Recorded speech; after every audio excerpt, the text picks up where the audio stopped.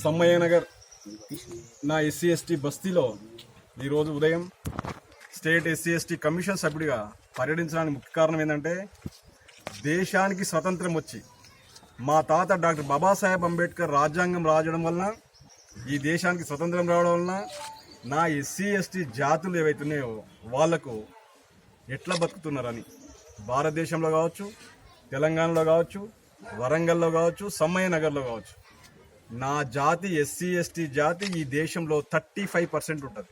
ఎంత పర్సెంట్?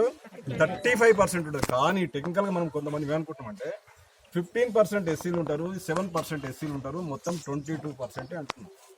కానీ నిజం అది కాదు. 30 ఎస్సీలు ఎస్టీలు 35% ఉంటారు. కానీ డెవలప్మెంట్లో కూడా 35% ఉండాలనా లేదనేది సమస్య. అభివృద్ధి కార్యక్రమాల్లో ఉండాలనా లేదనేది సమస్య.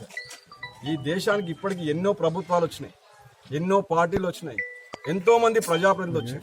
కానీ ప్రభుత్వాలు మారినాయి, ప్రజాప్రతినిధులు మారిరు, ముఖ్యమంత్రులు మారిరు, ప్రధానమంత్రులు మారిరు, ఎమ్మెల్యేలు మారిరు, కార్పొరేటర్స్ మారిరు, మేయర్స్ మారిరు.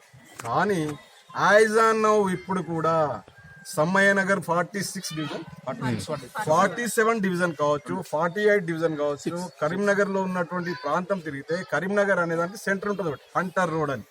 నాకు తెలిసిన జ్ఞానం వరకు హంటర్ రోడ్ ఉంటుంది. హంటర్ రోడ్ ప్రాంతం ఎంత అందంగా ఉంటుందో, హంటర్ రోడ్ అనేదానికి ఎంత ఫెసిలిటీస్ ఉంటాయో, నా సమ్మయ్య నగర్ కానీ, నా 47 డివిజన్ కానీ, 46 డివిజన్ కానీ, ఎస్సీ ఎస్టీ బీసీలు ఉన్నటువంటి మా తెలంగాణలోని మారుమూల ప్రాంతాలు కానీ దానితో సమానంగా మౌలిక సదుపాయాలు కల్పించడం కోసమే ప్రభుత్వాలు ఉంటాయి. కానీ అట్లా జరుగుతున్నదా అంటే అట్లా జరుగుతలేదనే చెప్పాలా. అట్లా జరుగుతలేదనే స్టేట్ ఎస్సీ ఎస్టీ కమిషన్ సభ్యుడిగా నేను అంటా ఉన్నా. ఇది నిజమా కాదా అనేది నా ప్రజలు తెలుస్తారు. ప్రభుత్వాలు ఉండేది ఎందుకంటే పార్టీల పేరుతో పైరవీలు చేసుకోవడానికి కాదు, ప్రభుత్వాల పేరుతో పైరవీలు చేసుకోవడానికి కాదు. సేమ్ టైంలో కుల సంఘాల నాయకులు కూడా ఏంటంటే కుల సంఘం నాయకుని పేరుతో ఇంకో సంఘం నాయకుని పేరుతో పైరవీలు చేసుకోవడానికి కాదు. ఏ సంఘాన్ని ఉద్ధరించడం కోసం నువ్వు కుల సంఘం పెట్టినవో, ఏ ప్రజలను నువ్వు చైతన్యం చేయడం కోసం నువ్వు ప్రజాప్రతినిధి అయినవో, నువ్వు కార్పొరేటర్ అయినవో, నువ్వు ఎమ్మెల్యే అయినవో, నువ్వు లేదా ఎంపీ అయినవో, నువ్వు మంత్రి అయినవో, నువ్వు ముఖ్యమంత్రి అయినవో, నువ్వు ప్రధానమంత్రి అయినవో, ఈ సమాజానికి మౌలిక సదుపాయాలు కల్పించడం కోసమే మనం అయినాము. నేను అనే ప్రతి మాట ఎగ్జిక్యూటివ్ కూడా వర్తిస్తుంది. మీ జ్యూరిడిక్షన్లో మనం ఎంతవరకు న్యాయం చేస్తా ఉన్నాము, మనకు వచ్చిన సమస్య పట్ల మనం తీర్చడం కోసం ఎంత ధనవంతుడు అయితే ఒక తీరు మాట్లాడుతూ ఉన్నాం, పేదవాడు అయితే ఒక తీరు మాట్లాడుతూ ఉన్నాం. ధనవంతుడు వస్తే ఒక తీరు మర్యాద ఇస్తూ ఉన్నాం, పేదవాడు మన ఆఫీస్కి వస్తే ఒక తీరు మర్యాద ఇస్తాం. ఈ విధానం మారాలా. స్టేట్ ఎస్సీ ఎస్టీ కమిషన్ మెంబర్గా యాజ్ చిలకమర్రి నరసింహగా తెలంగాణ ప్రాంతంలోని మారుమూల గ్రామాలు తిరుగుతూ ఉన్నాం. ఎట్టి పరిస్థితుల్లో ఏ అధికారిని కూడా ఉపేక్షించే ముచ్చటే లేదు. మీ డీజీపీ చెప్తా ఉన్నాడు స్టేట్ హెడ్ క్వార్టర్లో ఏమని, దరఖాస్తు తీసుకొని ఎవరు వచ్చినా వాళ్ళని అతిథిగా స్వాగతిస్తూ వాళ్ళకి కావాల్సినటువంటి పనులు చేయించమని.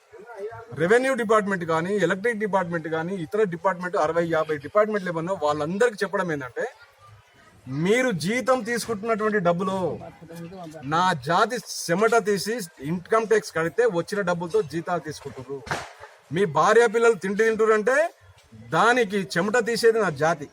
నా జాతి అంటే ఎస్సీ ఎస్టీ జాతి. నువ్వు లేచేది 8 గంటలకు, నా జాతి లేచేది 3:30. 3:30లకు లేచి మోరీలు ఉడిసి, మోరీలు తీసి, చెత్త మోసి, రోడ్డు ఉడిసిన తర్వాత నువ్వు ఎప్పుడు వెళ్తావు? కడక్ బట్టలు వేసుకొని, ఖద్దర్ సెట్లు వేసుకొని బయటికి వెళ్తావు. కానీ ఇంత చేసిన నా జాతి జాంబ మహాముని వారసులం, ఈ దేశ వారసులం, ఈ దేశానికి మూలవాసులం. కానీ దురదృష్టం ఏంటంటే ఆర్థికంగా దిగజారి ఉన్నాం. నువ్వు ప్రజాప్రతినిధిగా ఒక అధికారిగా ఉన్నప్పుడు కనికరము దయ అనేది ఉండాలి, చట్టబద్ధంగా పనిచేయాలా. నువ్వేం పని చేస్తున్నావు? అడుగులకు మడుగులొత్తున్నావు అధికారులకు, నీ పై అధికారులకు అడుగులకు మడుగులొత్తడం కోసమే నీవు ఊడిగం చేస్తా ఉన్నావు. బిడ్డ, నువ్వు నా జాతి కోసం పనిచేయి.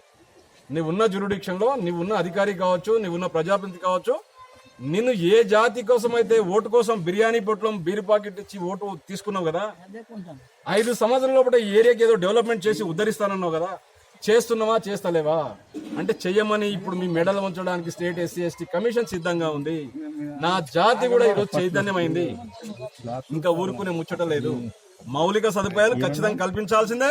మౌలిక సదుపాయాలు పొరపాటున మీరు కల్పించకపోతే నా జాతికి నేను ఏం చెప్తా ఉన్నంటే ఏ అధికారి